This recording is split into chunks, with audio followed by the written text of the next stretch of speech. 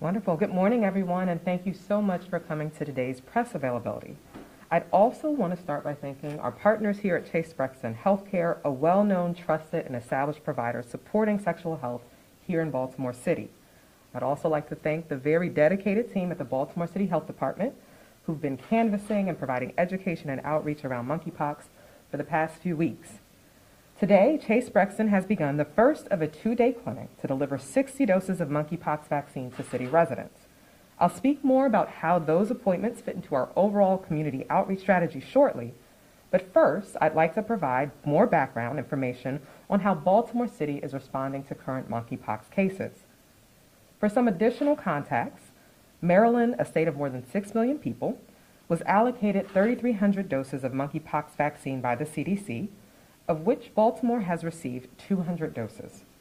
As many of you in this room have previously reported, the CDC is distributing vaccine doses based on a predetermined formula to states and territories, and this is why some neighboring jurisdictions with higher case counts are receiving significantly more vaccine to distribute to their residents. The CDC currently indicates Maryland has 87 monkeypox confirmed cases, with 21 of those confirmed cases in the Baltimore metro region. So I want to make this point clear before I explain what we're doing with the extremely limited doses we've been given thus far. Everyone in the healthcare space in Maryland, providers, community advocates, elected officials, and state as well as local health departments are advocating for more doses for our residents. These doses are coming from a national stockpile exclusively under the federal government's control. We're doing what we can to secure as many doses as we can as quickly as possible, and we do anticipate receiving more doses in future phases of distribution. I want to dispel the notion that there's a stockpile of shots that aren't being used. We were given 200 doses, and we're actively working to distribute those 200 doses in an equitable way to the individuals at highest risk of contracting and spreading monkeypox here in Baltimore. Now let's talk more about our strategy. The first prong is outreach, education, and prevention messaging in the community. The general public needs to know that monkeypox is here in Baltimore, and they need to understand the symptoms and common transmission methods of the virus.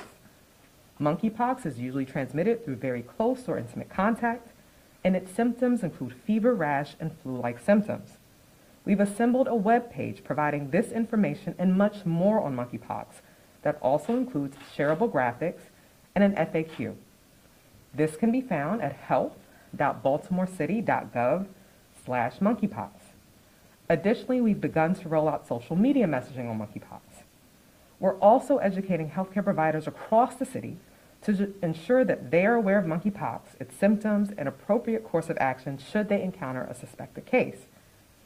And finally, we've activated our long-standing partners, service providers, and advocates within the LGBTQ community to provide direct outreach to the individuals our data indicates are currently most at risk for contracting monkeypox.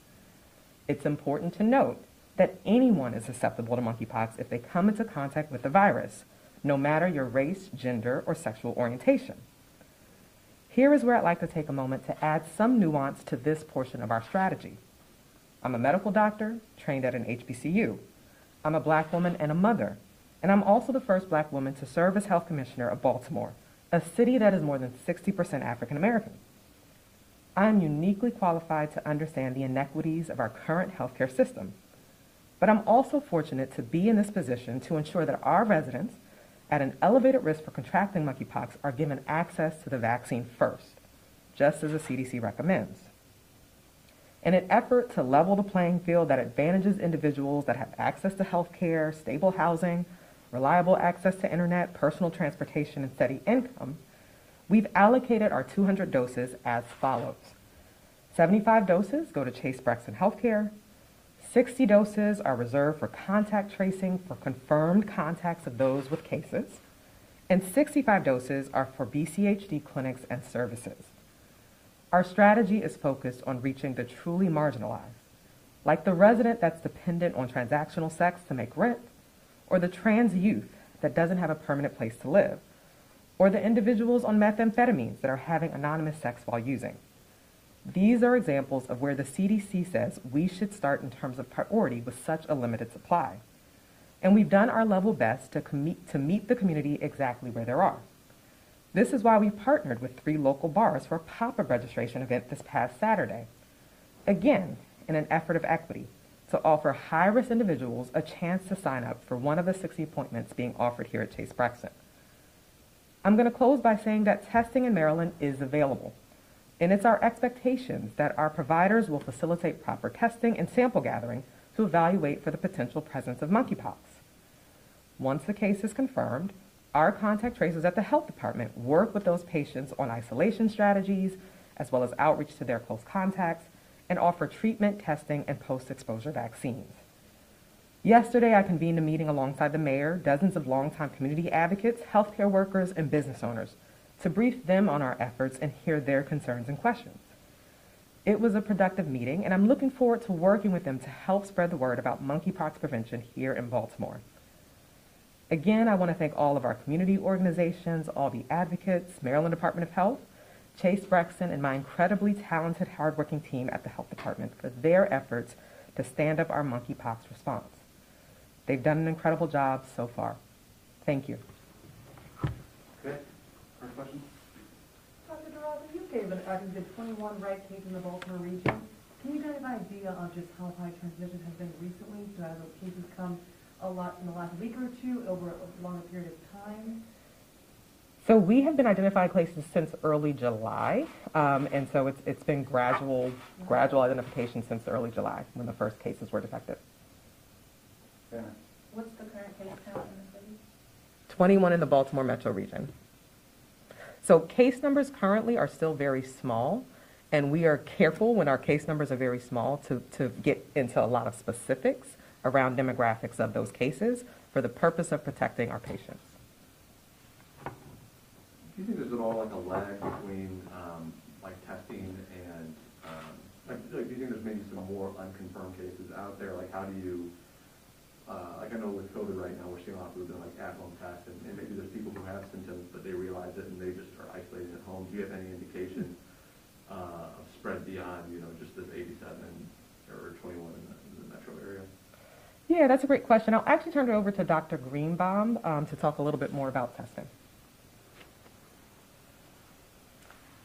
I think your question is asking about if there's people who are undiagnosed, who have MPX or monkeypox and have not been tested. And certainly in any communicable disease, certainly in any outbreak, that's a concern of ours. So that is something that, that we're concerned about and that encourage people to get tested, encourage providers to test individuals who might be at risk or concerned about their symptoms.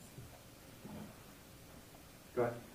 Doctor, how much do we know about monkeypox and how is it helping your strategy right now?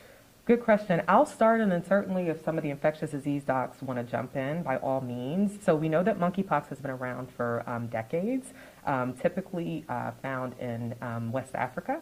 And so it is part of the orthopox family of viruses. And so for that reason, there are some things that are known about it, though at least in this instance of case outbreak, we are continuing to learn, and so we are still seeing where individuals have similar symptoms to what's been documented before: fever, rash, swollen lymph nodes, again flu-like symptoms, fatigue. But again, I think we're also still learning as this outbreak evolves.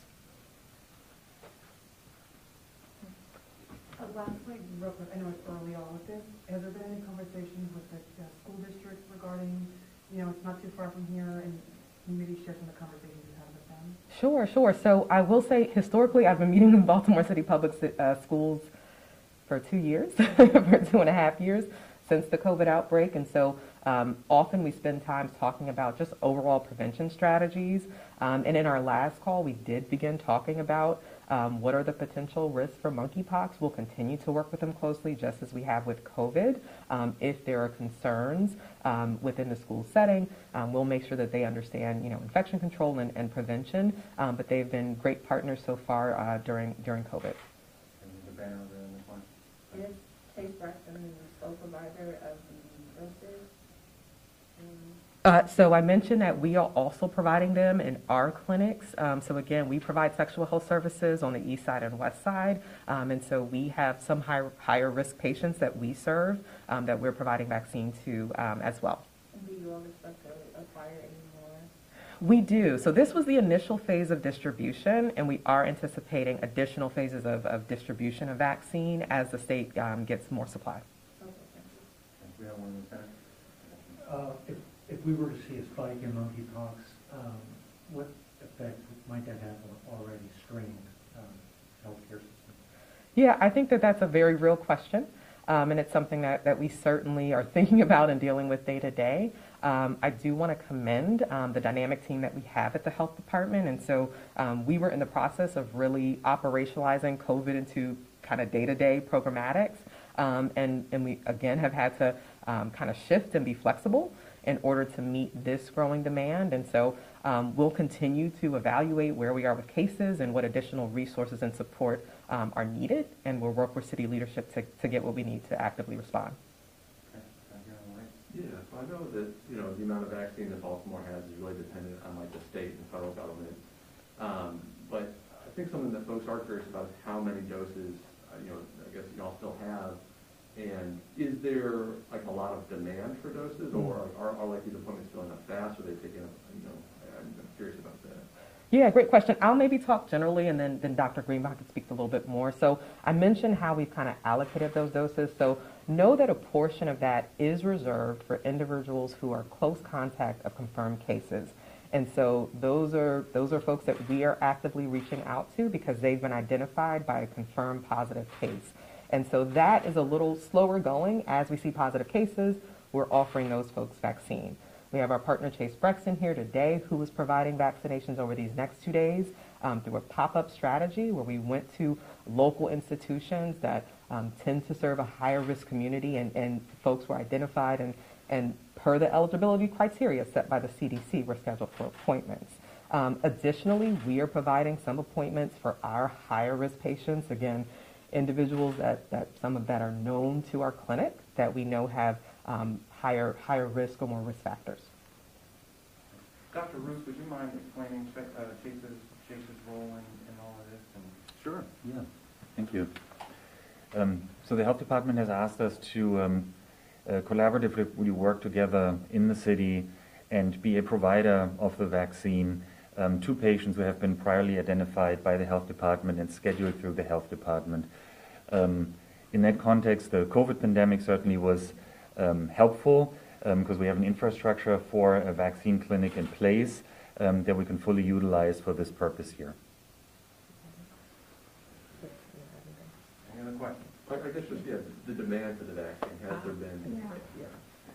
I would say that yes, we certainly have experienced a very high demand for vaccine. Questions?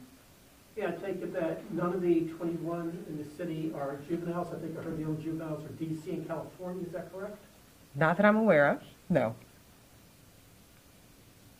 Okay, anything else? All right, thanks everybody.